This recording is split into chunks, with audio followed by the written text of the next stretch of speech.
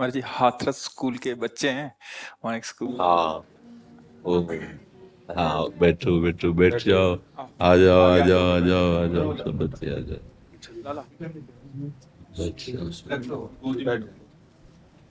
जाओ, आगे आ सब जाओ। बच्चे बैठ जाओ। सदबुद्धि भगवान आपके चरणों में नमो अर्पण है।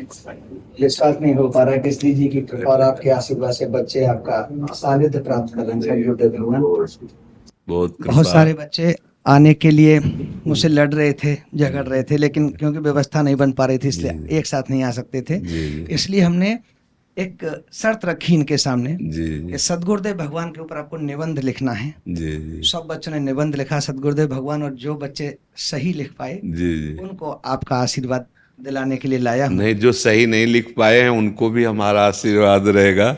हाँ, कि वो भी आगे बढ़े, सही लिख। हाँ, बहुत सुंदर जी। बाकी इनका लगभग सबने प्रश्न भी रखे थे अपने के सदगुरुदेव भगवान से जाके हम अपने अपने प्रश्न रखेंगे। जी जी इनमें ज्यादातर का प्रश्न ये था सदगुरुदेव भगवान जी कि कैसे आखिर हम अच्छी पढ़ाई करते हुए अपने मार्ग को, अपनी मंजिल को प्राप्त कर सकते हैं, जी। इधर उधर हमारा ध्यान न भटके, और हाँ कैसे हम श्री जी के चरणों में अपने ध्यान को लगा सकते हैं। हाँ ऐसा इनका हाँ। प्रश्न था हम गुरुदेव। प्रारंभ इस बात से करते हैं कि आप जब प्रातः कालीन उठें तो पहले उठने का नियम लें कि सूर्योदय के 1 घंटा पहले हम उठेंगे।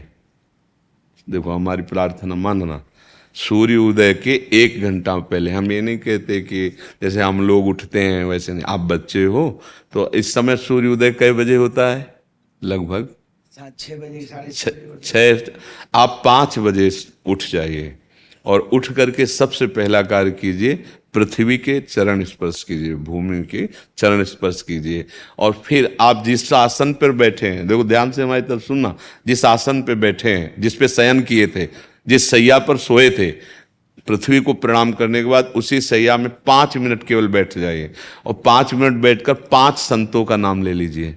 आपको कोई याद है 5 संतों के नाम? अगर ना याद हो तो याद कर लेना।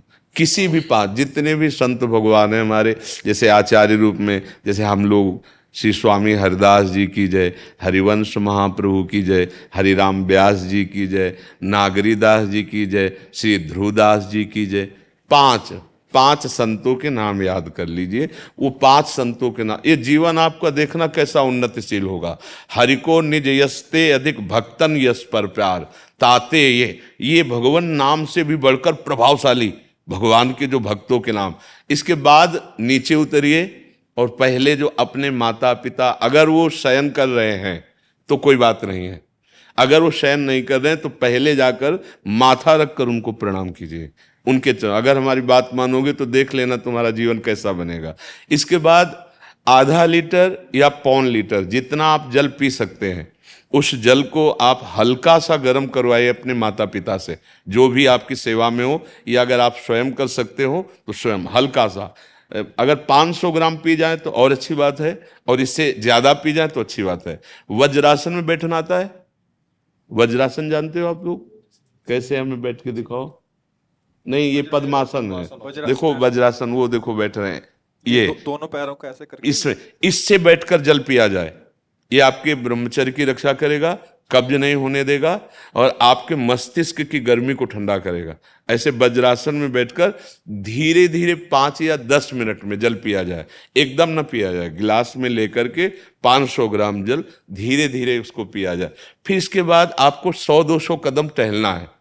फिर इसके बाद आप शौच जाइए। शौच, अगर आपका पेट साफ हो जाता है, अगर नहीं साफ होता है, कोई ऐसी परेशानी लगती है, तो 1 चम्मच ईसबगोल की भूसी और छोटी हर का आधा चम्मच अगर रात्रि में दूध से या पानी से ले ले तो वो बार बार शौच नहीं लगाएगा, पर आपकी आंतें साफ हो जाएंगी। शौच जाने के बाद स्नान करें और फिर तुरंत, अगर आपको व्यायाम आता है तो करे, नहीं तो सीधा सरल बात होती है, 20 बार बैठ जाए बैठक, और 10 बार लेटने वाली दंड। और इसके बाद जो अनुलोम विलोम, जो इससे खींचे इसे छोड़ दे, इससे खींचे इसे छोड़ दे। इसके बाद दोनों हाथ ऐसे करके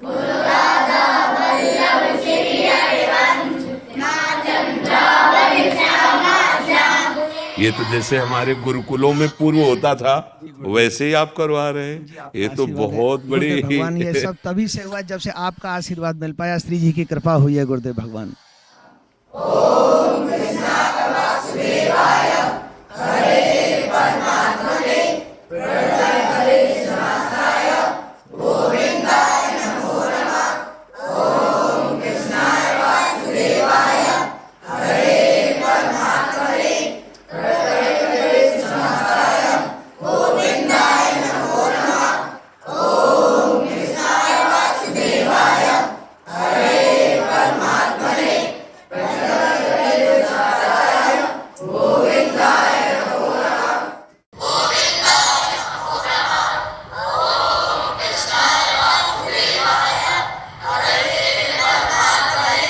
ये तो बहुत अमृत में, बहुत अमृत में, बहुत अमृत।